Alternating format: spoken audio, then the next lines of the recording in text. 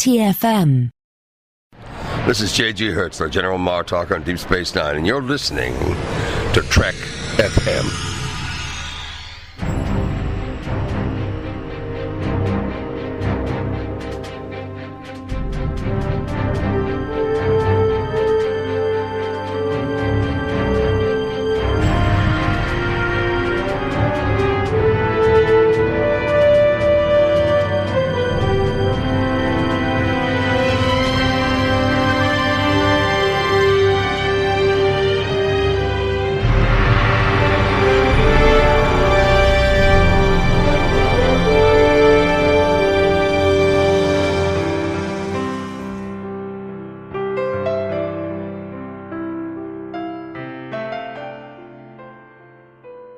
Welcome, Niners, to another episode of The Orb, our dedicated Deep Space Nine podcast. I'm Christopher Jones, and with me, as he always is my esteemed co-host, Matthew Rushing. And Matthew, is that an RCL Type 1 matrix field you're holding there, or is that an RCL Type 2? Actually, Chris, this is a 3, and it's very rare. You don't see them very often, and only used for very specific matrices for Cardassian encryption, and specifically for the Obsidian Order, and so therefore very, very dangerous. So be careful. That's what I thought. It sounds like you stole that prototype technology from an Obsidian Order lab. I can neither confirm nor deny whether that happened. All right. Well, let's just drink our Ractiginos and keep quiet about it, just to be safe. Oh, Chris, I can't have another Ractigino this time of night. I'll be up forever. All right, everyone. We are going to continue our 30th anniversary rewatch of Deep Space Nine with episode 7 of season 1. This is Dax, and here's a quick rundown of the story. Aliens with an uncanny knowledge of the station and its systems attempt to abduct Jadzia and take her back to Klaestron IV to stand trial. Only it's Dax they really want, and the crimes were committed 30 years earlier by Curzon. When her crewmates successfully stop the kidnappers from leaving Bajoran space, the accuser, Ilon Tandro, is forced to make his case for extradition. During the ensuing hearing, presided over by Bajoran grouchmaster Els Renora, Sisko must do what Jadzia refuses to do, fight for her life. In the end, he succeeds with the help of Odo, who discovers that the real killer was not Curzon, because at the time of the murder, he was in the bed with the victim's wife, Matthew. My goodness, what a twist to the story. Yes, it sounds like an episode of Clue. Right.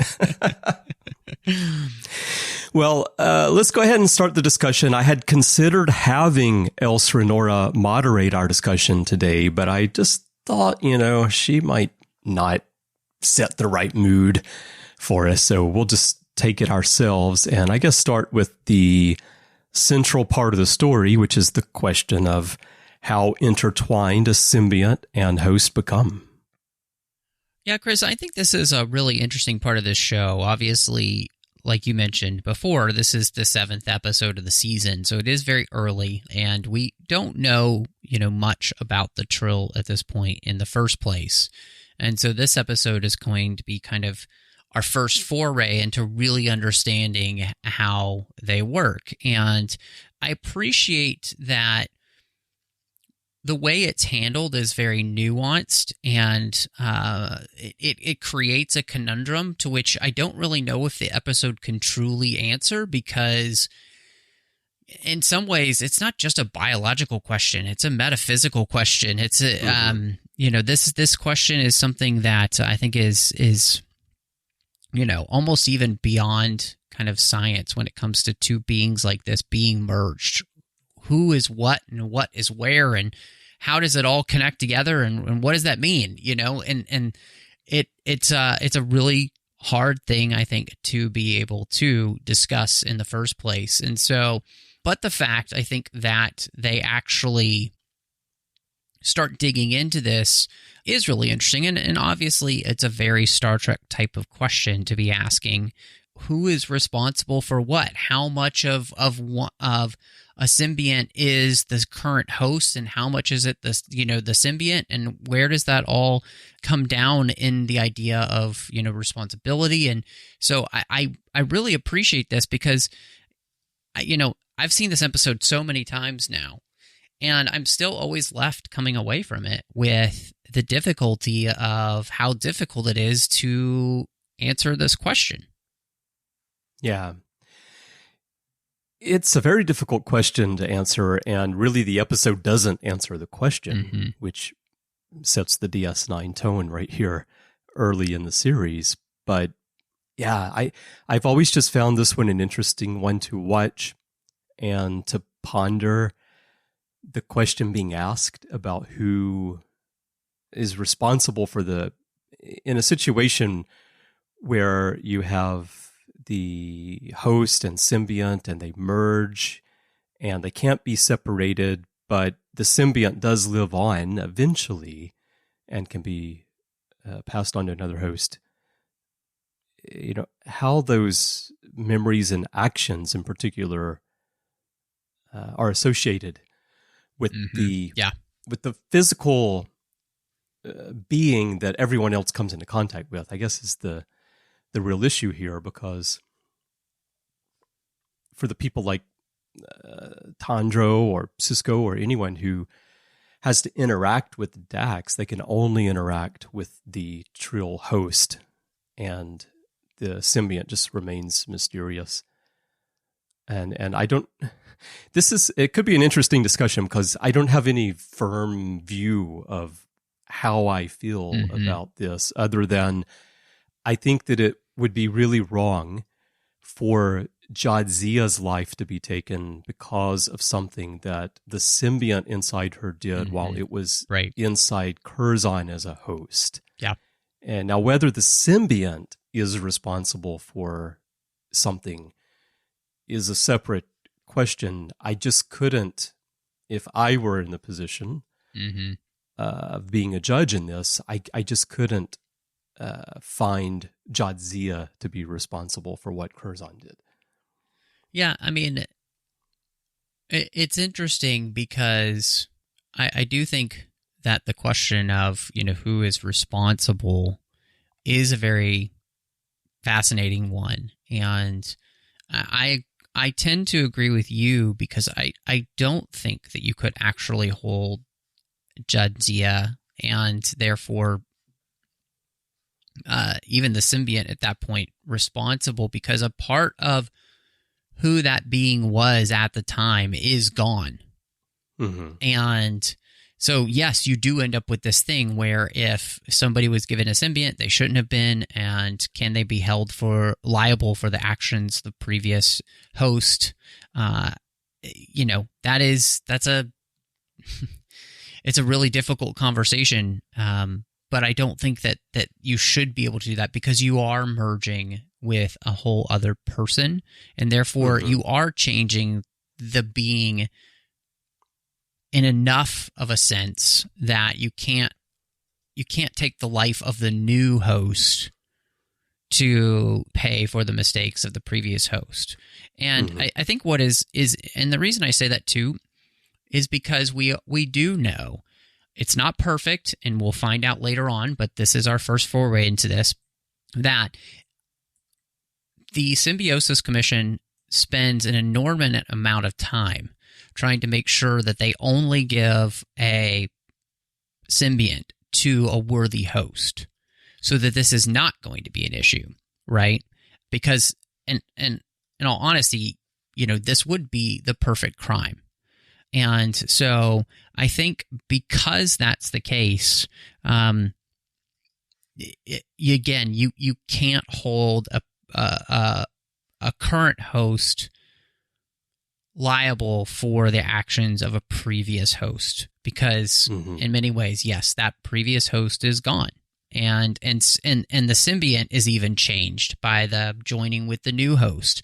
They're not the same, because they have had added memories to them. So to me, that's where I come down on that. But on the more, like, I guess, physical, psychological, medical, metaphysical question. I think that's just much more difficult to be able to answer as to exactly, how all that works between the two. And so, yeah, I mean, it's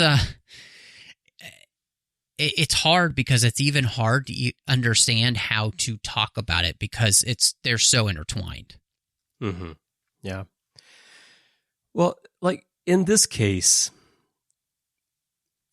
Sisko mentions at one point that maybe Curzon liked women a little more than he should have, something along those lines. And I feel like Curzon Dax, it was maybe more Curzon than the symbiont that found himself in bed with Ilon Tandro at this time. I don't know. I'm just based on what we hear in the episode and knowing Jadzia's personality over the course of the series, and you get to see how she, as the host, seems to have dominance over the symbiont in terms of her approach to life and the actions. Right.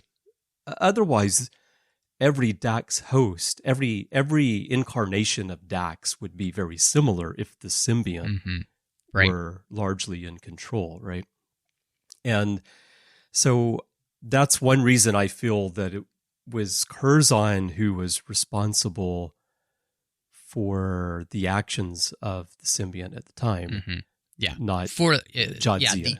Right. Especially the indiscretion, of course, that we discuss about, him having an affair with a married woman. And so I 100% agree with you on that. And then there's the other issue of, in our real world, we have a statute of limitations on crimes, certain crimes. I mean, there can be, new evidence can come to light or something, but we've built into our societies this concept that a person is not perpetually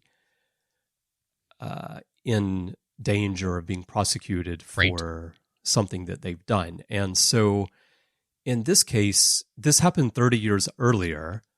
So I would, on Klaestron IV, maybe they don't have this idea of a statute of limitations, but if I'm just absorbing this story as a human and thinking about it as social commentary and how do I feel about Jadzia being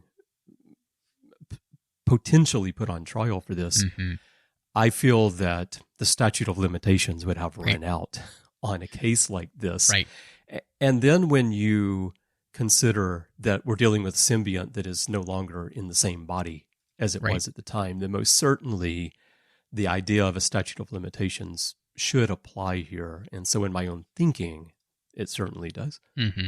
Well, and I think what you said there is something that comes to play in the episode, right? What we learn is that this son is just more dedicated to try and find somebody to blame for his lost father's death than anything else.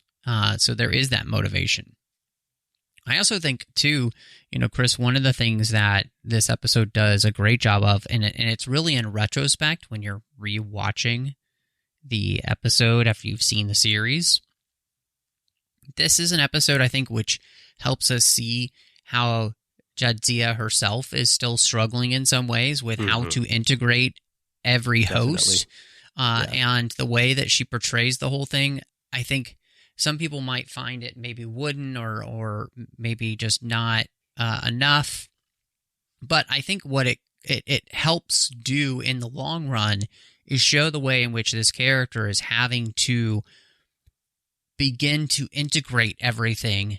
And as she moves forward, she's going to become more of who she is as Jadzia Dax instead of just Jadzia. And so as those things merge, she becomes more of who we kind of think of her to be later on. But that's not going to be here because, she's only been this quote-unquote person now for a very short time. I can't remember exactly how long, but I know it's not been that long.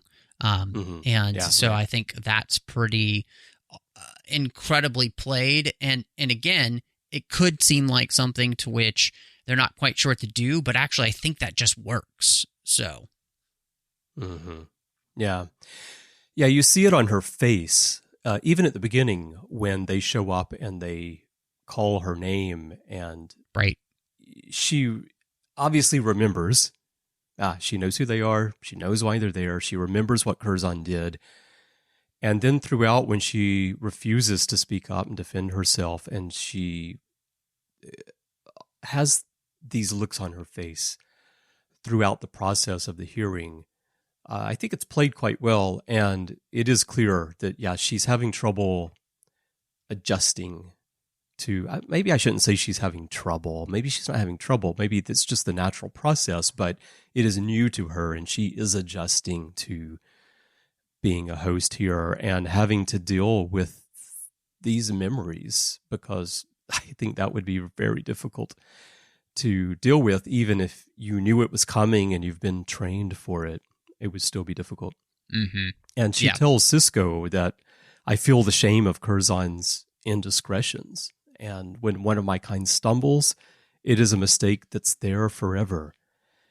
Mm-hmm. And yeah, I think it's there forever in your memory, but I think that as you adjust to being a host and as you grow into being a joined Trill, you start to learn how to compartmentalize that stuff and deal with it. The same way we do as humans. As we become adults, we're better at dealing with things than we were when we were teenagers, right? And I also think, too, again, this comes back to the fact that this is still very new for her. So, and this, what happened, and since, Curzon was the last host of hers, I think that this is the thing that really creates her feelings of immediacy for this. Even though it happened a long time ago for Curzon, she's integrating all these emotions and feelings and memories. And again, Curzon's would be at the forefront, I think, with the symbiont. And so therefore, this does make it more difficult for her. And I think it's just really well played. And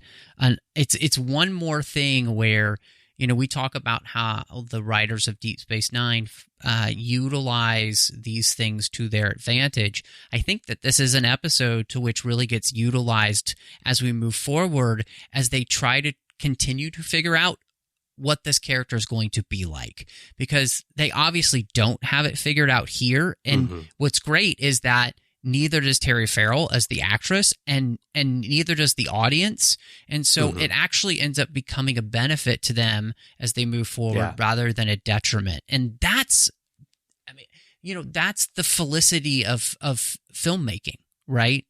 Where those little types of things happens, especially in a show where if you're a good writer, you find a way to pick up on that and you use it later on, instead of it becoming that thing where like, oh man, I just wish we had changed this. No, you utilize what you did, and you make what could be considered just lemons, you make lemonade. Yeah.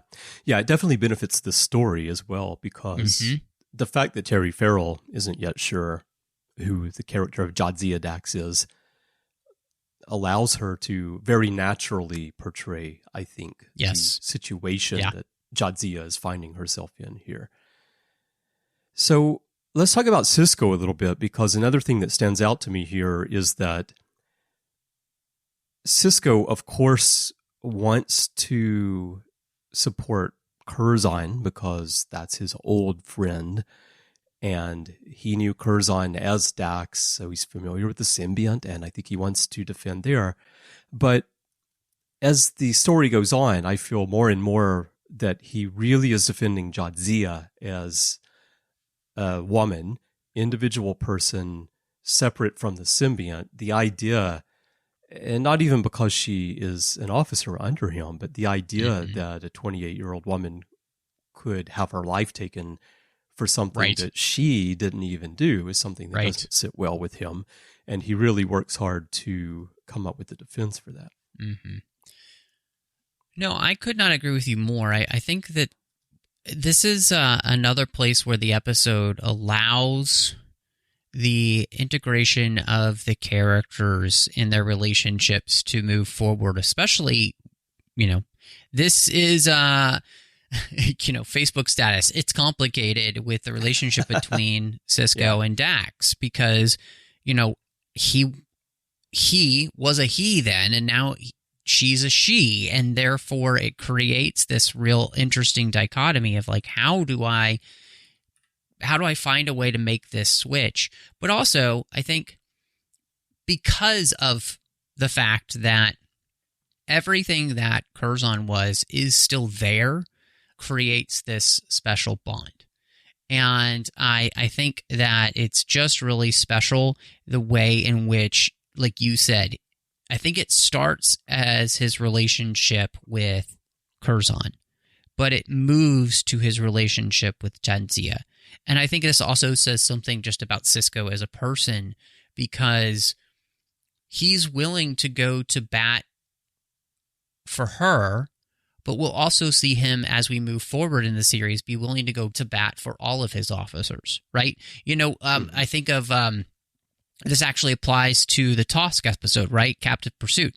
He gets on, quote unquote, I'm doing dink quotes. He gets on O'Brien because he has to, but he actually supported O'Brien personally.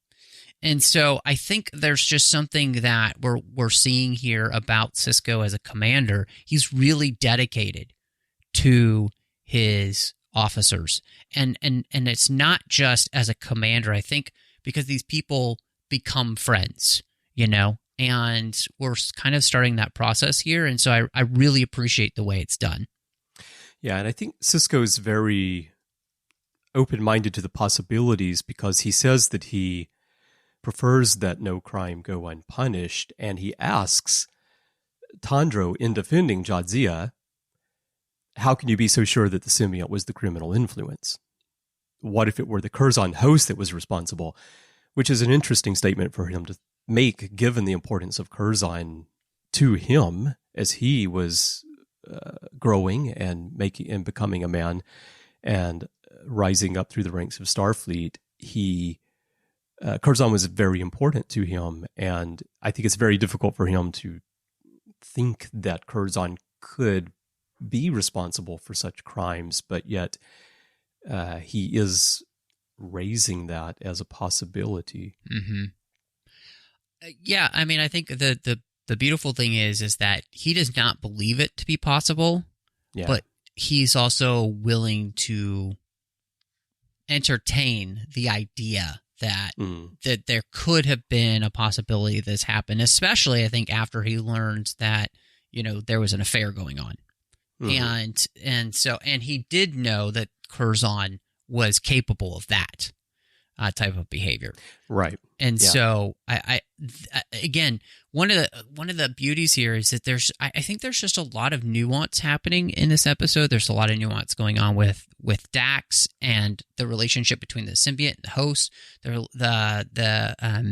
The ideas of who was responsible, the relationships between Sisko and Dax, the ideas of all of these things, I think, and even just the performances that we're getting. And then on top of that, what I think is so great is that we also have another movement in the relationship between Kira and Sisko. Mm-hmm. She, and not only with that, but it's her relationship with then Dax and the crew of Deep Space Nine. She is becoming more a part of this crew in a way that I don't know if she thought she would at this point.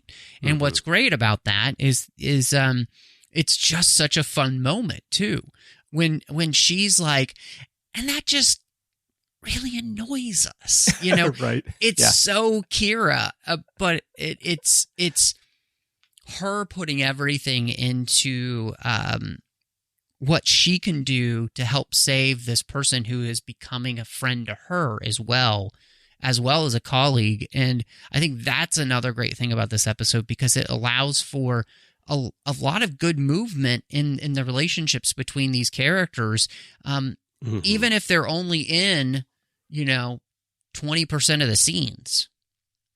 Yeah, that moment, I love that moment. It is so Kira. And speaking of Kira and Bajor here, this is another case where early in the season, they're using the setting very well to differentiate the series from the Next Generation.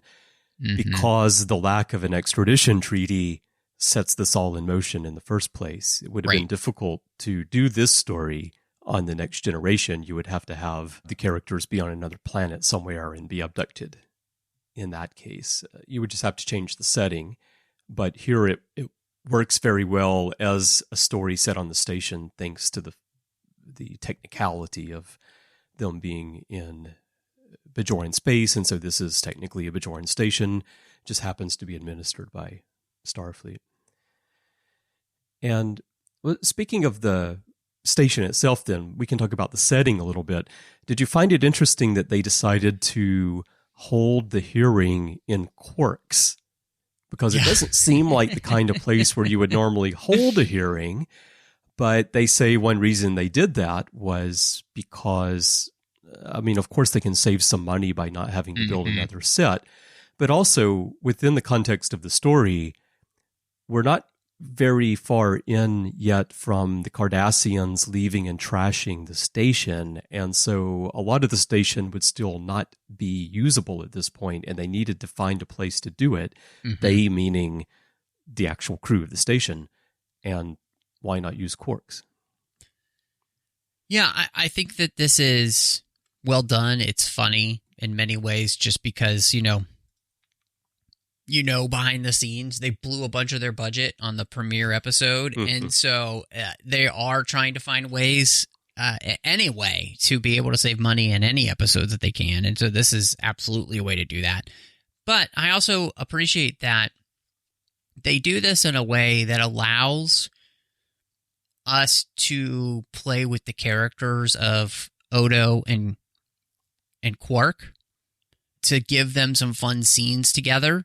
And Odo is trying to appeal to the fact that, Quark likes Dax and he knows that, and it's not really working. So then he appeals to what you can get every Ferengi with, which is his pocketbook. And so, it's a great utilization and a great way of writing yourself out of a problem when it comes to budget, but making it fun and allowing us again to have little character moments that kind of continue our understanding of who these characters are. And I think it works great. And so, and it does kind of make for this more momentous feel, right? Because you're in this space, right? And you've transformed this space that's supposed to be meant for fun into this place where, we're putting on trial a woman who was barely alive when this was supposed to have happened. And so, would have not been born yet, actually. Exactly. It's just this crazy thing. And so I think it just really works. They do a really good job with that. Were you disappointed that when the Arbiter ruled in Jadzia's favor, no one yelled, Dabo? I mean, that would have been great, It just seems like she had won, right? And did everybody get a round of drinks after that as well? I don't know. I think Quark would still charge. At this point. Later on, maybe not. Another interesting thing that I came across in preparing for this is that part of the premise of this episode is very similar to a short story that was written by Jorge Luis Borges in 1944. It's called Theme of the Traitor and the Hero. Now, the short story was it was turned into a film called The Spider's Stratagem by Bernardo Bertolucci. So it was an Italian film. But I'm really into short stories, science fiction short stories, so I prefer to look at it from that angle. And the elements in this short story that are kind of similar is that the story is about an Irish leader named Fergus Kilpatrick. Actually, Borges, in the beginning of the story, he's sharing that he has this idea for a story, and then to tell it to us, he quickly assigns character names and locations and things to it. And then what happens is that later on, there's a descendant of Kilpatrick named Ryan, and he's preparing a biography. And in the process, he uncovers that Kilpatrick was actually killed by a group of conspirators after they discovered that they had been betrayed to the British authorities by him. And the oldest conspirator, who's named Nolan, agreed to make his death a memorable event in Irish history and make him a hero. And then Ryan, as he's preparing this biography, he decides to leave the myth intact.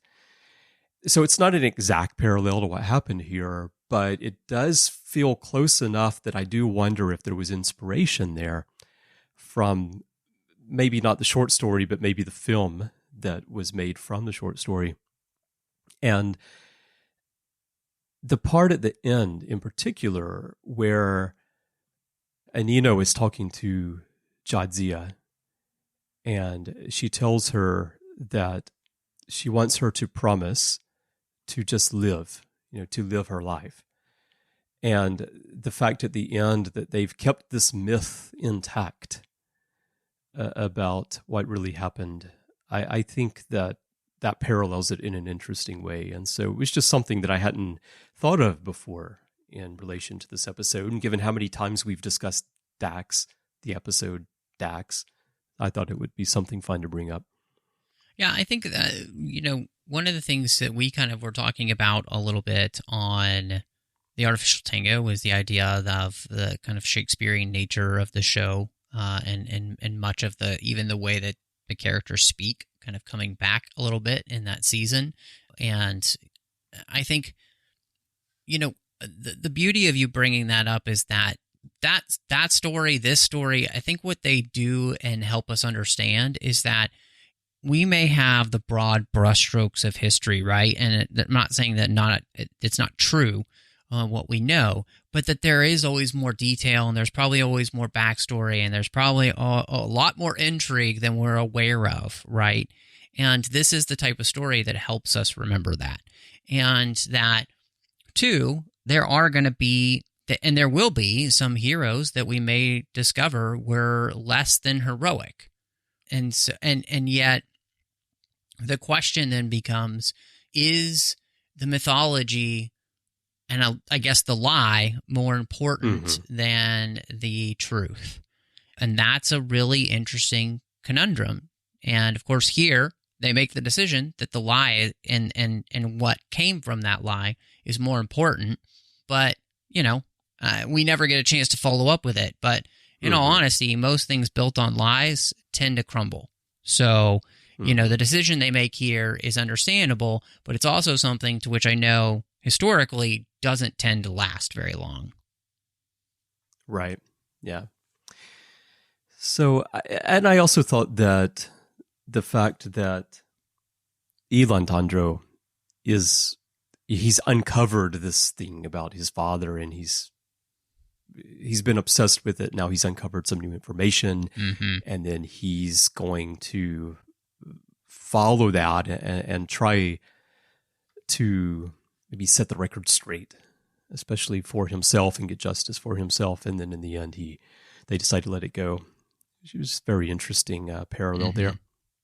Well, and at that point too, you don't, as the son who's been doing this to kind of find a way to build up his father, the last thing he wants to do is to then destroy that. So right. Yeah, exactly. And if anyone's interested in reading the short story or listening to it, and you like Star Trek actors reading, you can actually get this in an audiobook from Audible. It's a collection of Borges' short stories called Labyrinths, and it's read by Dominique Keating, which is quite interesting performances that he does there of the short stories. And it's actually quite a short story too. It's about an 8-minute read. So anyway, check that out if you're interested in it. And I guess while we're talking about the Tandro family, Matthew, one other thing to bring up is the fact that the actors we have here, Fionnuala Flanagan and Gregory Itzin, they both have other characters in Star Trek that we're familiar with. For you and me doing our 20th anniversary rewatch of Enterprise on Warp 5, we've seen Flanagan because she is Valar in the first season episode Fallen Hero. And anyone who's watched The Next Generation will also know her as Juliana Tainer, Dr. Soong's wife, in the 7th season episode Inheritance. Yeah, I love when they do this for Star Trek, and they bring back these actors and actresses. I think it's fantastic. And part of that, too, is just that they're people who can play so many different types of emotions, and they become the role that they're in. And so then when you see them in that role, you buy it, right? And that just shows to the way in which I think the casting directors for all of the Star Trek shows really just knew what they were doing. And, when they found somebody that they could trust, they would bring them back, and it makes sense to why you would do that. And so I love that that's the case. And, I think they found two great actors here, and there's no reason not to bring them back. Yeah, and for Flanagan, this was her first appearance. So her appearance on TNG, it's in season 7, so it's actually after this episode. And then, some time passes. Watching her here was interesting for me because we watched her as Valar more recently, you and I did. And watching her here and then thinking about Valar and realizing that, it is the same actress. She really brings a different personality and a different flair to Valar. Right. And then Itzin, he also was on Enterprise. He's the Vulcan Captain Sopek in Shadows of Pajim in season 1. And then he's Admiral Black in A Mirror Darkly Part 2 in season 4. And then elsewhere in DS9, he's in the fun episode Who Mourns for Morn, where he helps Morn pull off the Lesepian Mother's Day heist as Hane. And then he's also on Voyager. He is the Denali Dr. Dysek in Critical Care in the 7th season of that show. So he is around for quite a while in Star Trek. Yeah, I think, each one of those places, he kind of falls into the role, and you almost don't even recognize him, and just does a great job. So I think they give everything they need to the roles, and that's all you can ask, especially from people who are guesting on a show like this. Another thing I love, Chris, that's great about this episode is that it is the first mention of Raktajino in Star Trek. And I love that because I love a good Raktajino. And I do have to say, I've still never understood why StarTrek.com does not sell the Raktajino mugs from Deep Space Nine. Because I feel like they would make a ton of money, especially those ones that they had in the Replomat, the blue kind of wide bottom mugs. Those are the perfect size for coffee in the morning.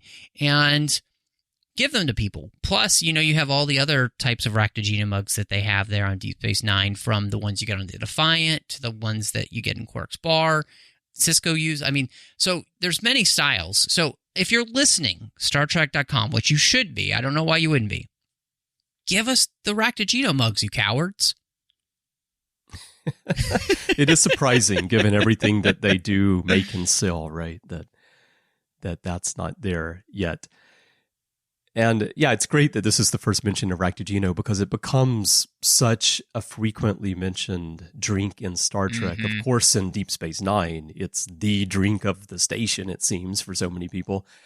But we've even gotten mentions of it later on, after DS9, so it really becomes part of Star Trek. And one thing I do wonder, though, Matthew, an authentic Raktajino on Kronos, do you think it's made with Targ's milk?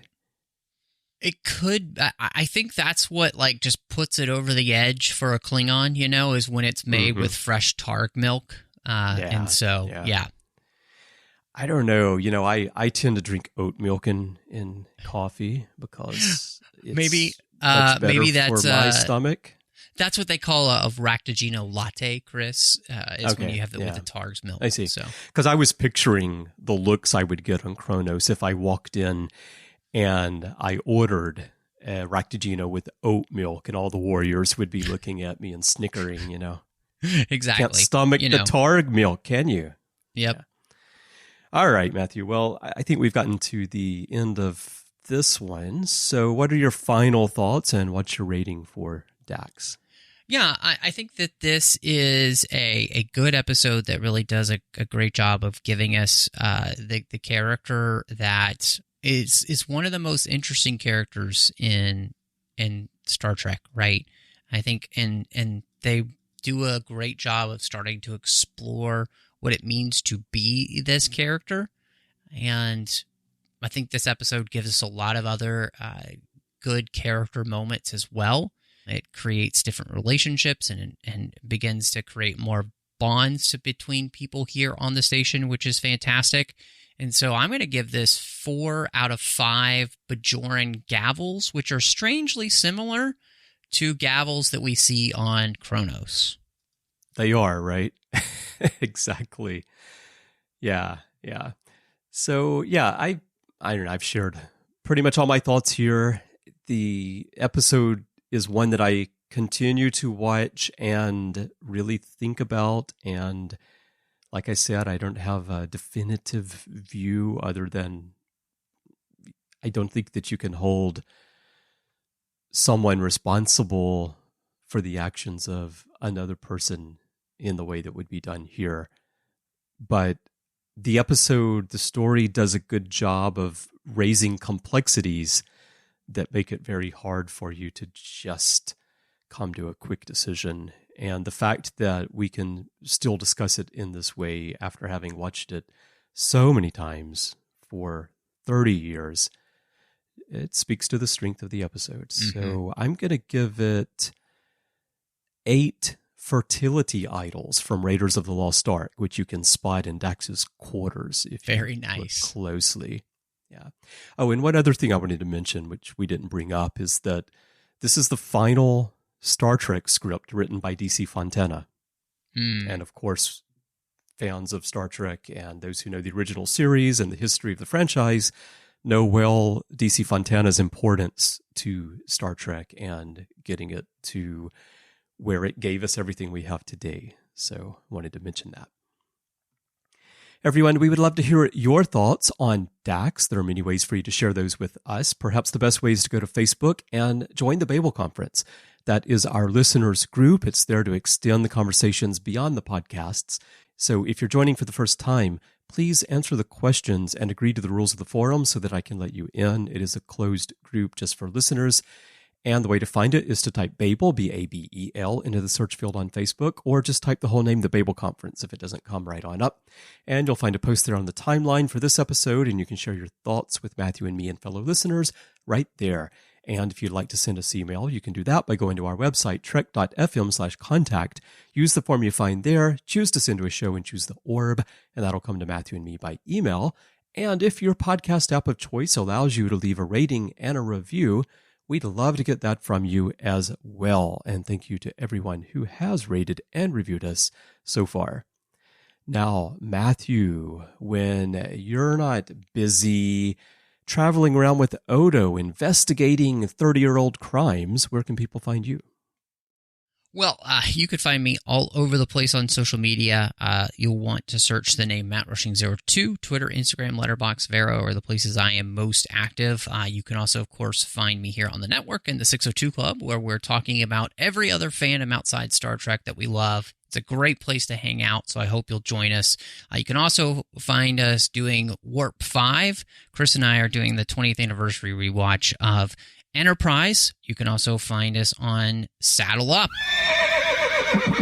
As we talk about Strange New Worlds, Literary Treks with Casey. I'm talking about the books and the comics of Star Trek. And the Artificial Tango is going on right now because we are celebrating Star Trek Picard Season 3. And Chris and I just are unable to control our excitement for what's going on that show right now. So we hope you'll join us over there.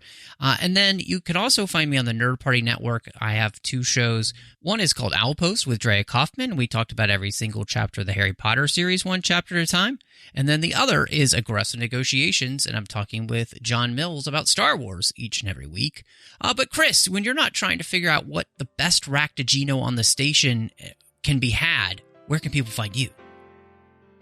Well, yeah, I'm trying them all, and I'll let you know soon which one is my favorite and where to get it. I think you might need to run and get it in that special cork mug. But when I'm not doing that, you can find me elsewhere on the network. As you mentioned, you and I do all of those shows together, and Larry Nemechek and I do the Ready Room from time to time. I do a lot of other episodes. You can find me in the back catalog and all kinds of shows. And if you'd like to chat with me in social media, you can find me everywhere under the username C. Bryan Jones, letter C, and Bryan with a Y. Twitter's where I'm most active. I'm also on Mastodon on the Trekkies.social instance as C. Bryan Jones. So feel free to drop me a line in social media, talk about Star Trek, Japan, whatever you want to talk about. And I'll look forward to catching up with you there. If you would like to help us keep this show and our other rewatches and everything else that we're doing here on the network going, we could definitely use your help. To find out how to support the network, please visit patreon.com/trekfm. That's patreon.com/trekfm. We would not be here without the support of those of you who are helping us out there. So thank you so much to everyone. And if you're not yet a patron of the network, we hope you'll become one. So thank you, everyone, very much for your support. Well, Matthew, I'm looking forward to next time where we're going to be welcoming a new passenger to the station. Well, Chris, I am excited about that, and I'm glad that everybody joined us this week, and we will see you next time as we gaze into the orb.